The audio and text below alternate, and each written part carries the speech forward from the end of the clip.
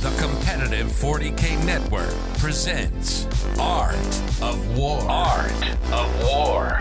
Strategy and tactics. Discussions with the best players on the planet. Now your host, Nick Nanavati. Hello, everyone, and welcome back to another episode of the Art of War podcast. I'm your host, Nick Nanavati, and this week we are on the back of the Champions Comp, largest team event in America. Really exciting stuff here, folks. And I've got the captain of Tundra Tactics, Eric Forsman, member of Team America, and all-around great dude. Eric, how are you doing? Nick, I am well. Great to be here, man. How are you? I'm doing great. Thanks for asking. Yeah, I'm really excited to talk to you. I know you have really fallen in love with Team Warhammer. I remember our first coaching call, like, I don't know, 3 years ago at this point, 2 years ago, where I was like, explain to you how pairings works and like kind of how I think about that.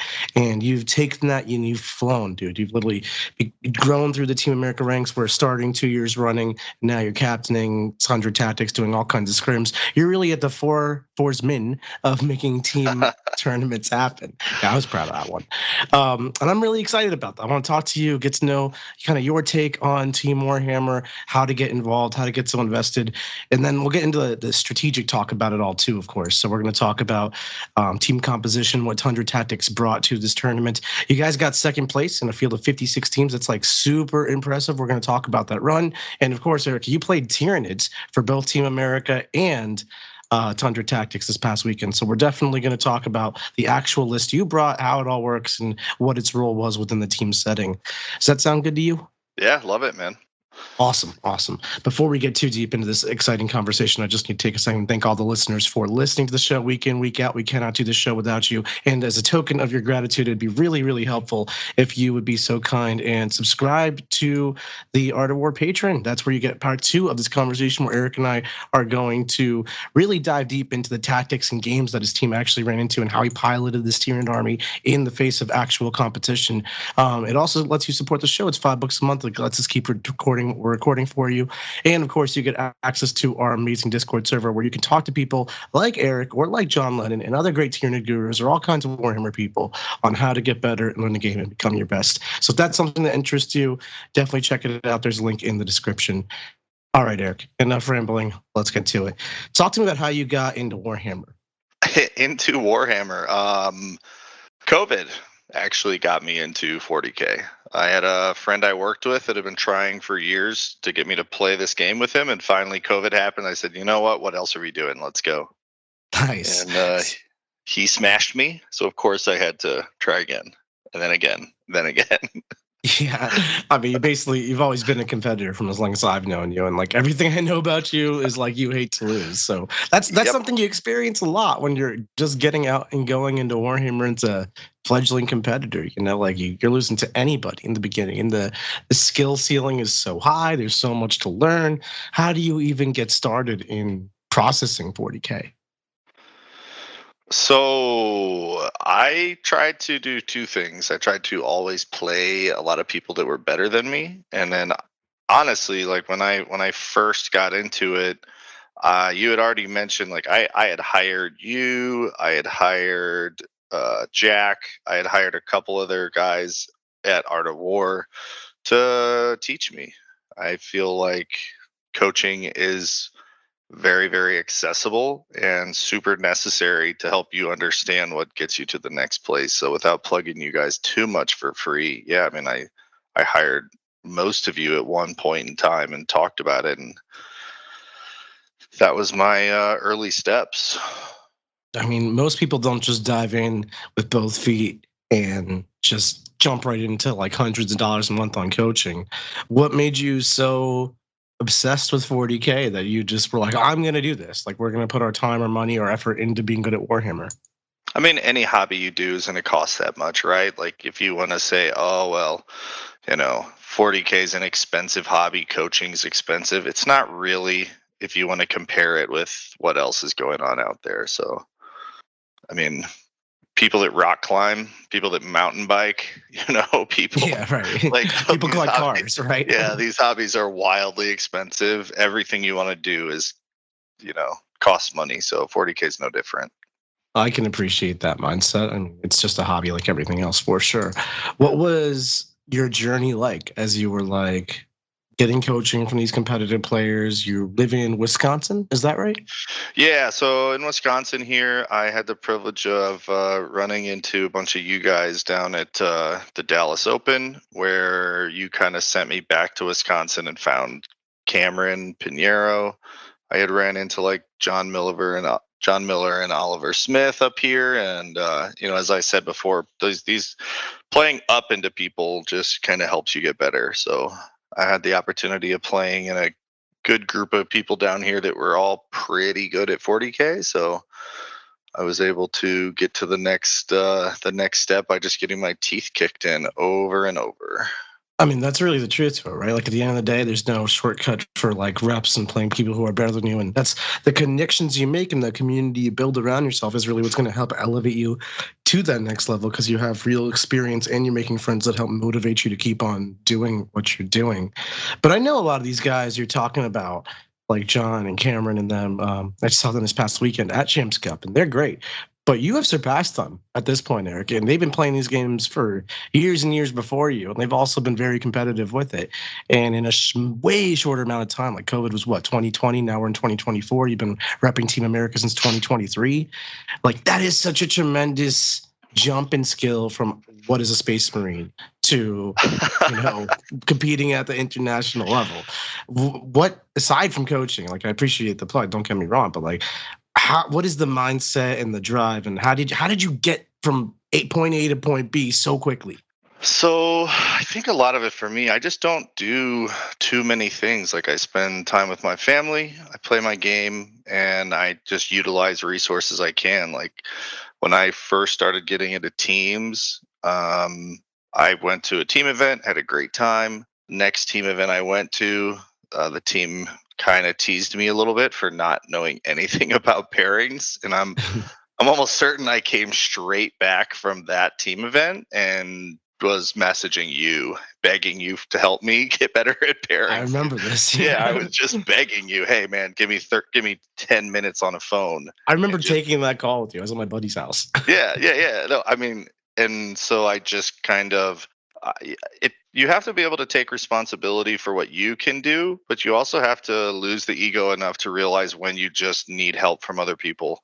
And I think I'm very fortunate where I have a lot of belief and faith in myself, but I also know that I think everything you do in life, you can always learn more. And so I think that I'm fortunate to be able to kind of rub shoulders with people that are quite good and network enough to pick up lessons from other people where I can and just always see.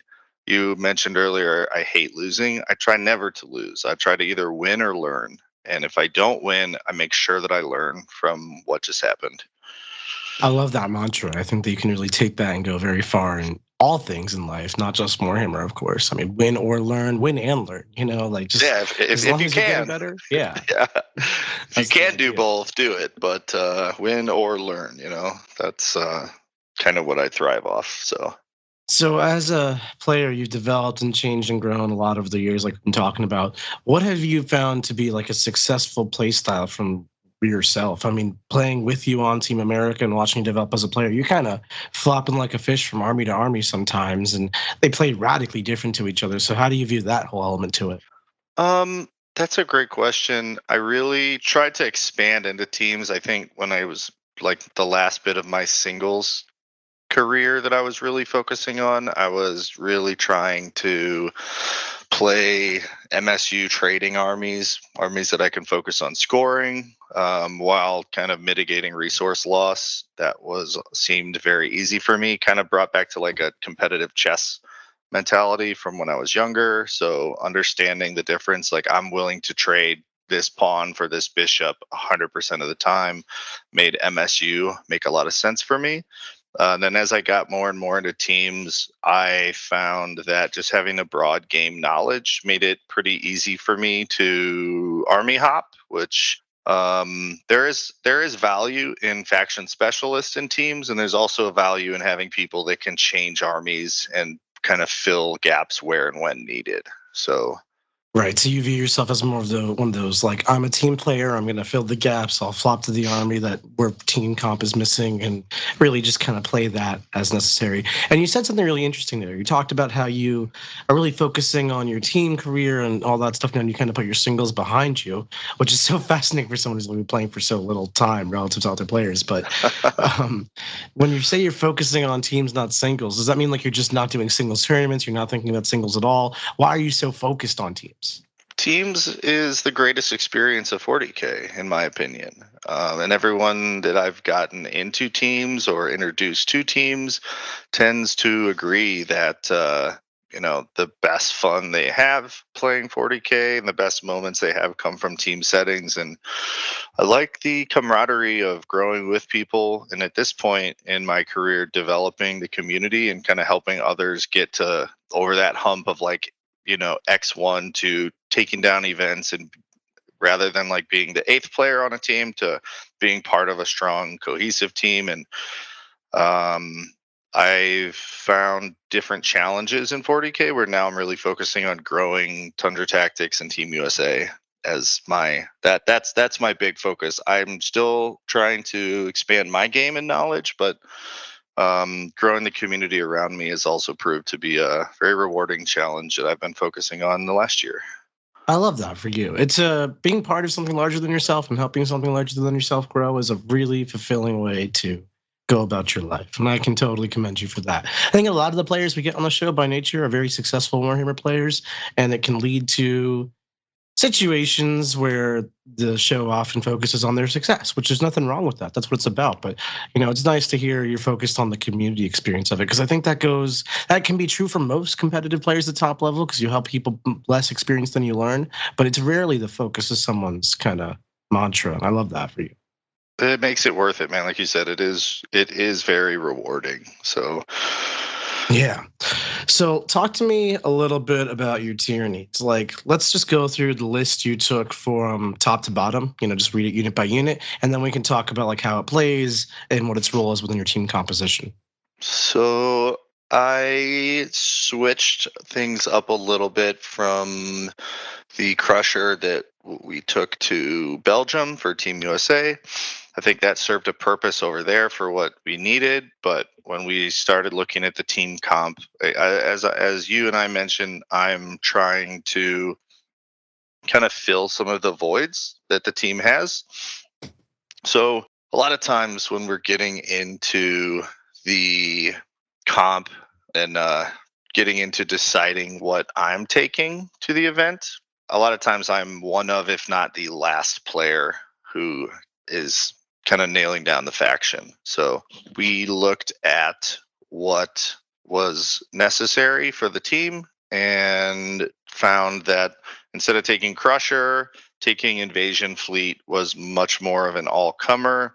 We did kind of see the meta changing from to more of like a horde mentality, a lot of more of an MSU mentality, and the sustained nature of fleet made it easy to kind of deal with those lists. And this list kind of more of a I can go solve whatever problem the team has. So that's kind of the thought process that led me over here. I can't take all the credit. I worked pretty closely with John Lennon on the list, as him and I both playing Tyranids and having very similar play styles where we are playing a little bit more reactive and a little bit less like just put it on the line and let the stats do the talking. We do have a lot similar approach to the game. So I worked with John on it. He kind of convinced me to take Neurolictor, where I kind of was dead on the Neurolictor, and kind of came up with a few of the things the list liked. So top to bottom, the list is a Hive Tyrant with the adaptive biology for the feel no pain, a Neurotyrant because with redeploy, because I just sick of Brian telling me to take one. Old One Eye to go along with 2 Carnifex to have a very, very aggressive push unit that can really disrupt people's plans. 2 units of Hormagaunts, because there may just be no better unit right now that for scoring, disrupting scoring, things of that nature. Hormagaunts are wildly good. Biovore for more scoring. 2 Exocrine to go with 2 T-Fex, 1 Maliceptor, and then we rounded out with a Lictor and 2 Pyrovores with a Neurolictor. So that's the whole list top to bottom there. Nice. So it looks like Tyranid Invasion Fleet is definitely one of the more popular choices. They either get sustained or lethal depending on the matchup, and they have a great suite of strats, and they can spam out Feel Pain, which is awesome. The old one-eye Carnifex combo. They have the Death Spitters. Talk to me about this unit. This unit's like a hard-hitting monster piece that I think a lot of players don't even know about how good this thing is. Yeah, so Old One Eye, when attached to a unit, gives them full rerolls to hit. And so, one of the common themes we've seen, they changed the aura from the Hive Tyrant. It is now 6-inch aura of assault and lethal. So with Invasion Fleet, you're able to take sustained into infantry and swarm. You have Old One Eye running with 2 Carnifex, which gives it 24 shots of 721 at 24 inches. But now when we're near this Hive Tyrant, we're gaining lethal. And if it's infantry or swarm, we now have sustained. So we're kind of hitting that common 10th edition theme of, oh, guess what? It's full rerolls to hit with sustained and lethal, which is Yeah, it's like, here's my 24 shots, take 30 saves. Yes, exactly. So that, and then it has additional shots as we get within 12 and 6 inches, but mainly we're looking at the 24 shots there. So it's like a shooting unit primarily. I think that's a lot of players don't even assume it's got sliding talons and just run straight at you. But what kind of targets is it hunting? 24 shots tells me it's like anti-infantry, but in mass, that can add up as anti-tank. How are you utilizing this unit priority-wise? I mean, it just depends on the matchup and what I needed it for. Realistically, it can look at pretty much any infantry unit, and when we're applying Pyrovore to ignore cover, AP2 is typically enough to at least get to a 3-up through Armor of Contempt, right? So that unit has the combat of Old One Eye as well. And then the ability of the Carnifex is when they lose a wound in shooting, they can blood surge D6 plus 2 inches. So that unit ends up being a very big problem for many people, and it's important to utilize it in that manner where I am able to typically start it on the table or rapid ingress it and put it in the place where now people have to shift a lot of resources to deal with what is a 400-point unit, essentially 390 points. Are you like jamming this thing up the middle of the table, like top of your deployment, or is this like a late game type of unit?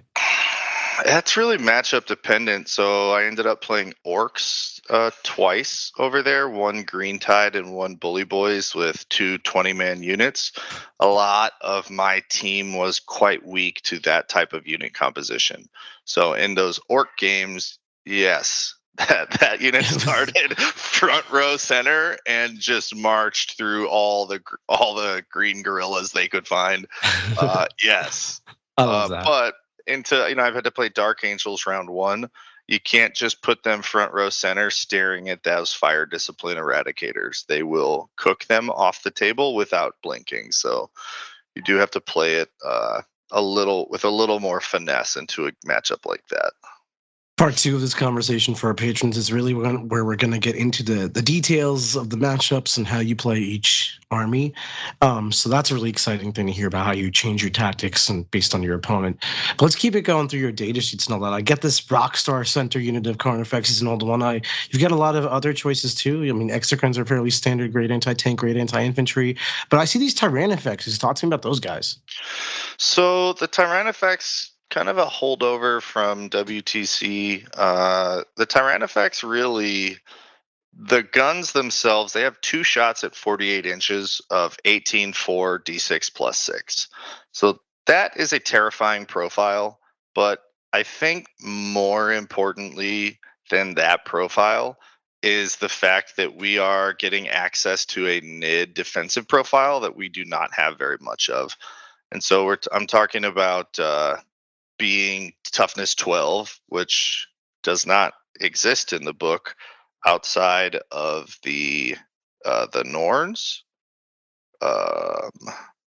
So we're looking about, or I'm sorry, yeah, not the Norns aren't even T12. T-Fex is the only T12 outside of the, what are the, like the big bio Forge World things. I don't know what those are. The Hierophants, yeah, who cares about Yeah, those? yeah, those things. They're Yeah. real, I promise. It's the only access to toughness 12 that we have, and along with that comes a 2-up armor save, which is also not very common for the Tyranids.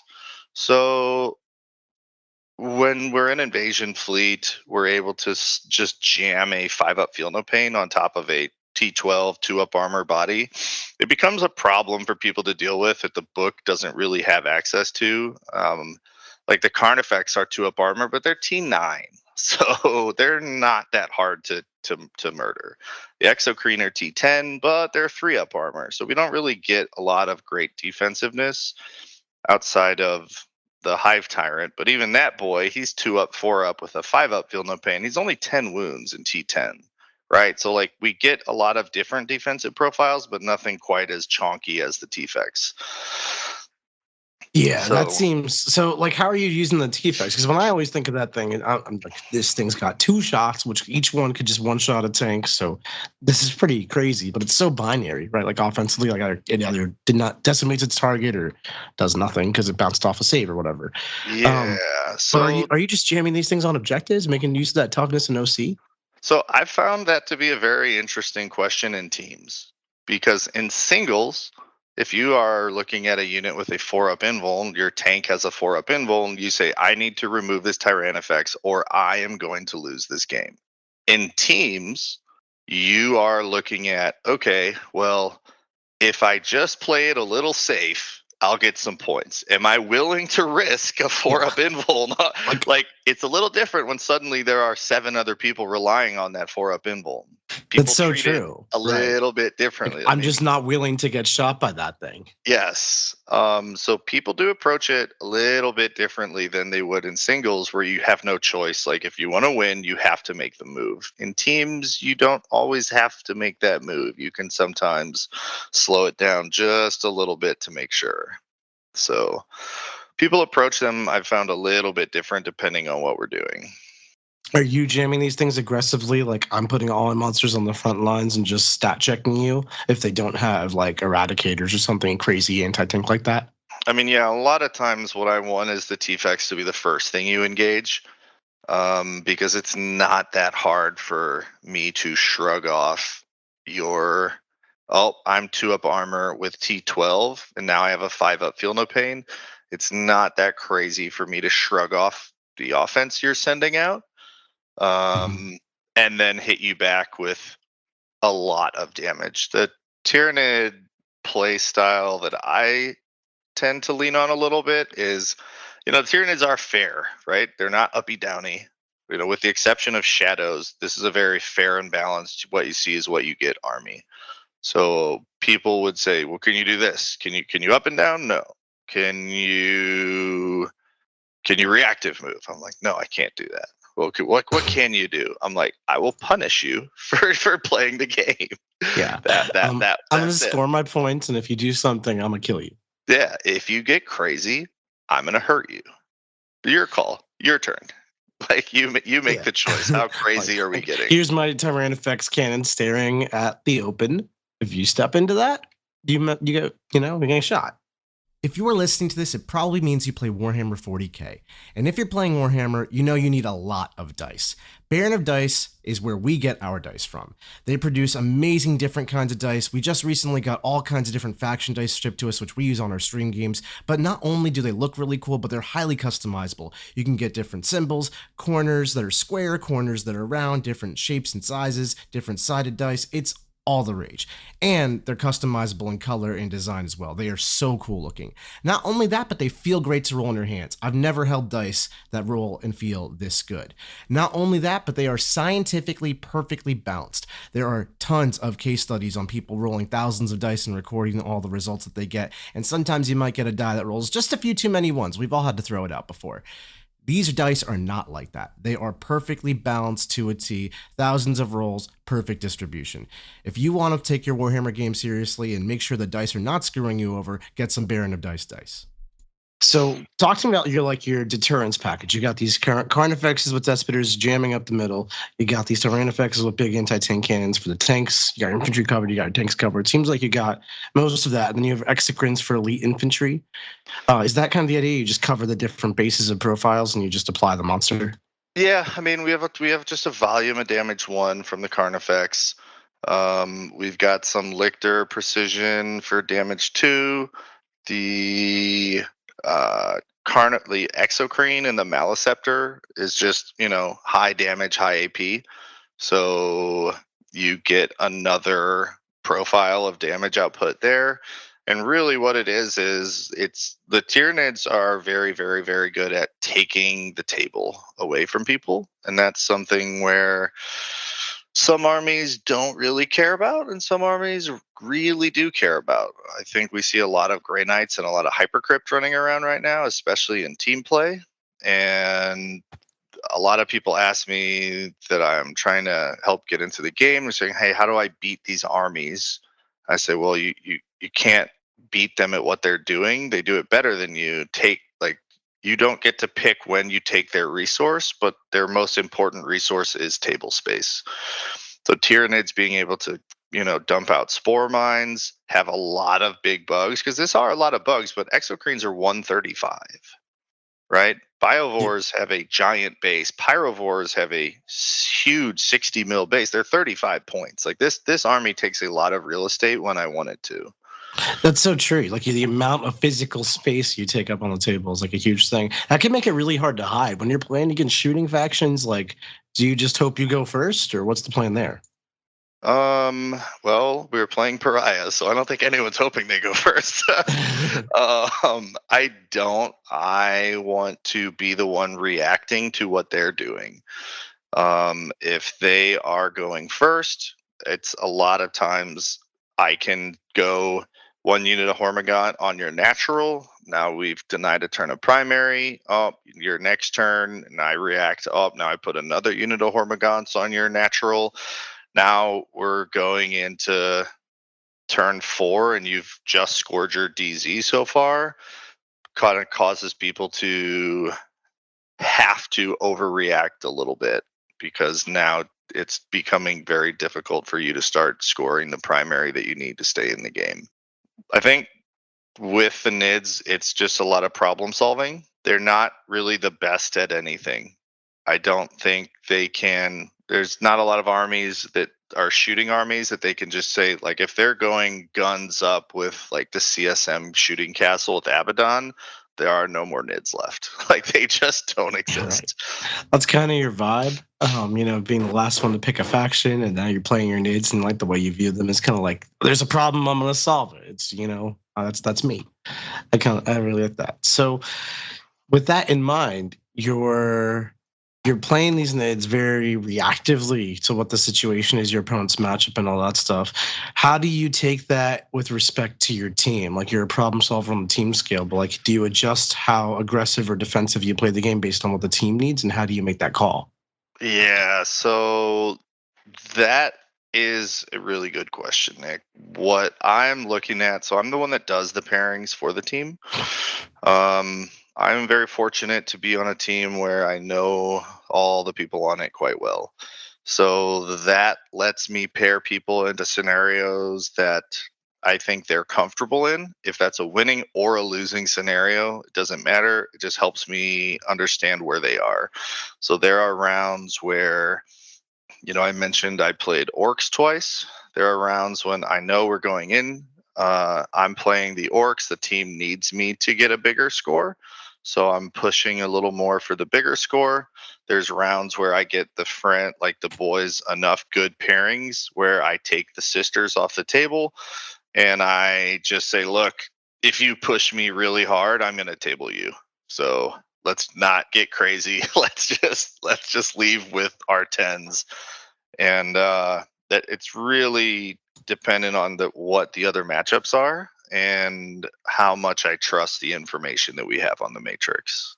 Yeah.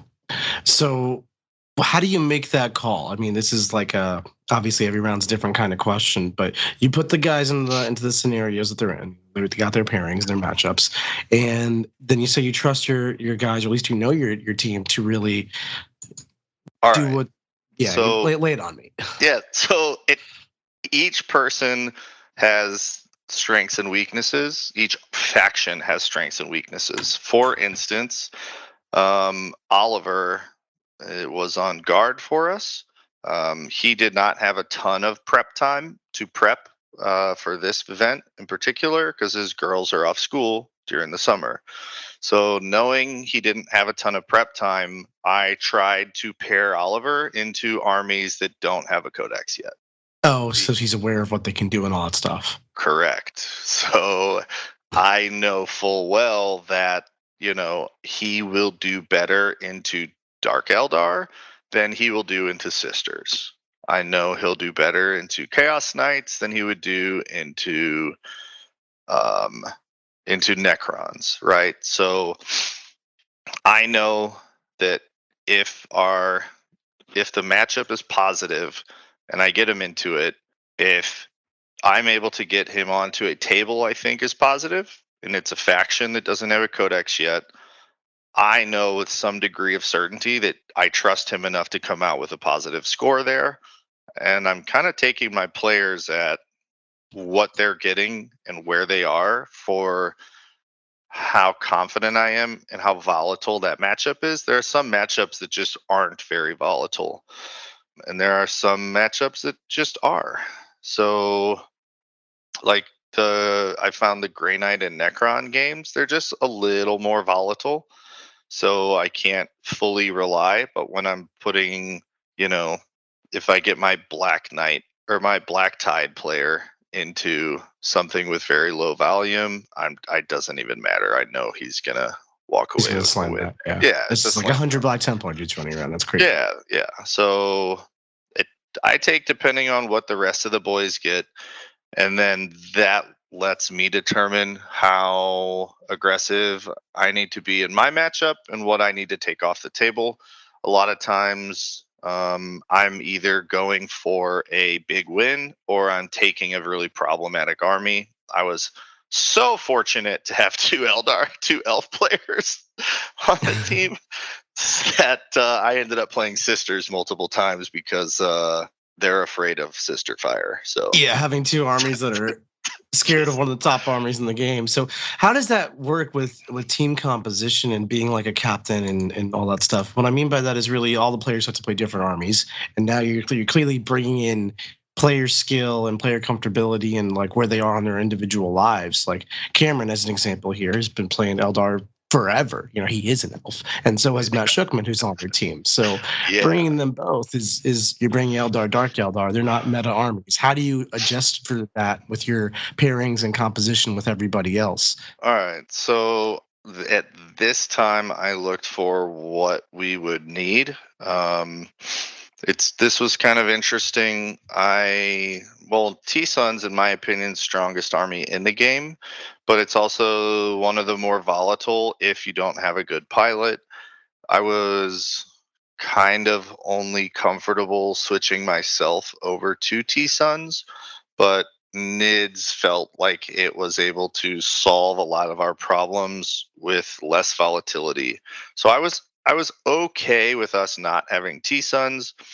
Not having Sisters was one that kind of came down to last minute, where as a captain, you kind of have to find the balance between taking the right comp for the meta and taking the right comp for the players.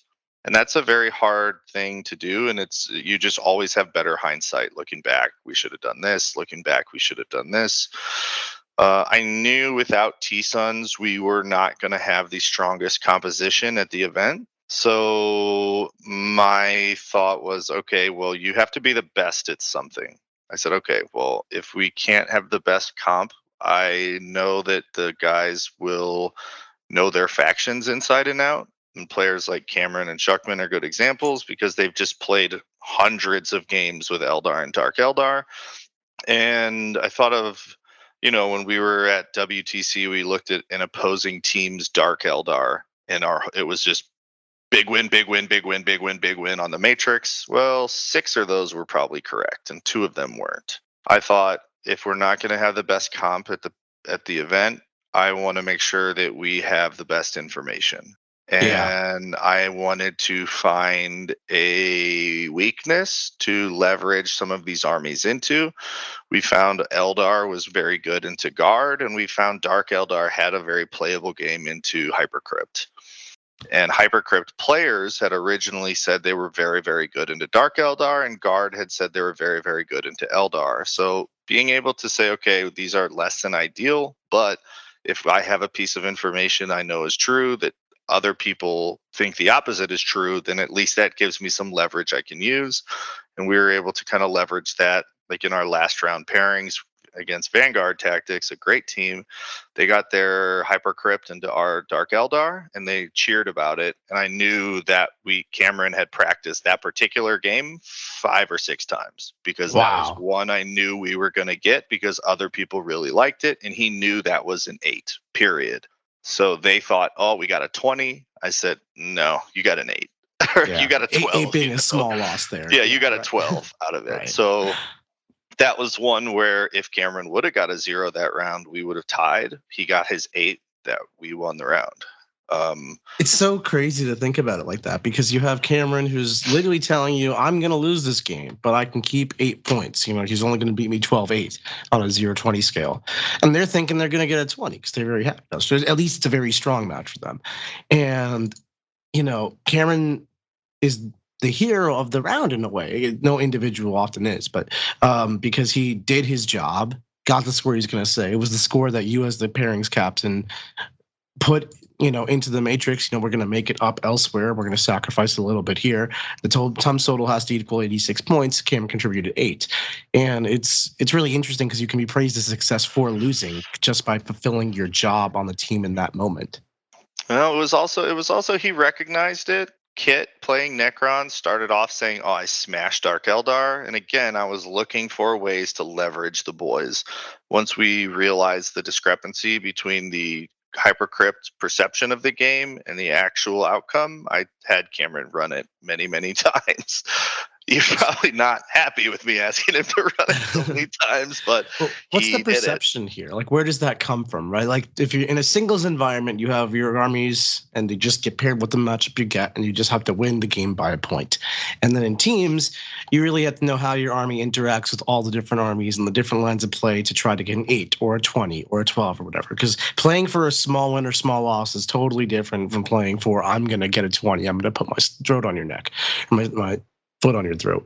How do you identify when someone should do which type of approach to the game? And beyond that, if the common consensus is Necrons beat Dark Eldar, how do you know when to believe that versus figure out a way to get an 8?